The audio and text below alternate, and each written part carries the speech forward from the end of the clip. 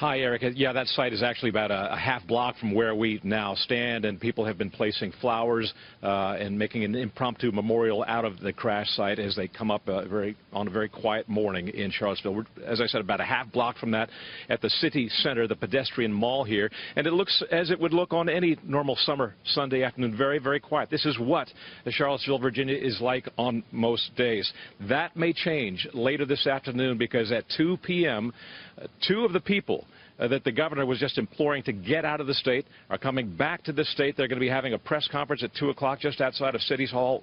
Richard Spencer and Jason Kessler, we have made an editorial decision not to cover that press conference. We've heard enough of their hatred spewing from their mouths, so we won't cover it. But we're going to be here on standby in case counter-protesters also show up. I would be surprised if authorities let them speak, given what happened here yesterday.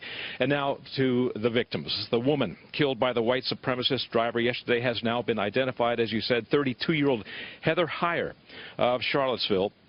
The driver of the car also identified. He is 20-year-old James Fields of Ohio. He may face his first court appearance tomorrow. We haven't been able to confirm that from city authorities, but the standard practice in Charlottesville is that people who are arrested on the weekend face bond hearings at 9 a.m. Monday morning, so we'll be here for that. He faces charges of second-degree murder, 3 counts of malicious wounding, and 1 count of hit and run. The Associated Press spoke to his mother yesterday. She was unaware of what her son had done. So this is the first you're learning of it. So sorry.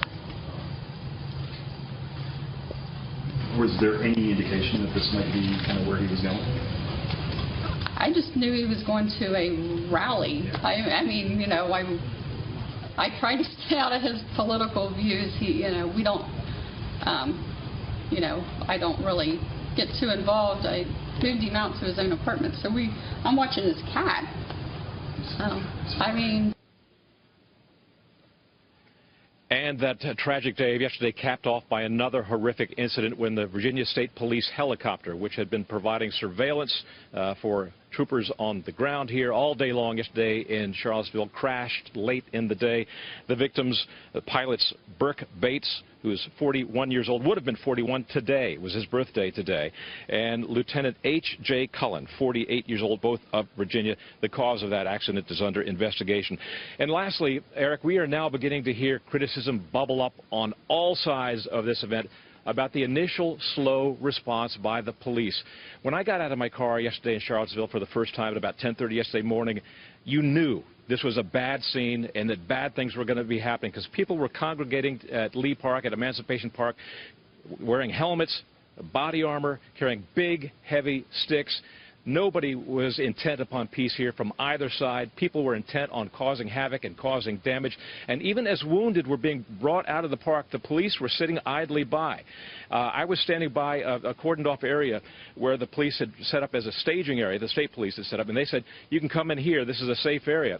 But when the tear gas started to fly, thrown by protesters, the police themselves began to evacuate that. I asked the guy who was in charge, I said, where are you going? He said, we're leaving. It's too dangerous. They had an opportunity to nip this thing in the bud, and they chose not to. Eric? All right, Doug. There's certainly questions about that will be looked into, and certainly so heartbreaking about Trooper Bates and Trooper Cullen, two examples of the law enforcement officers who try to protect us every day. Thank you.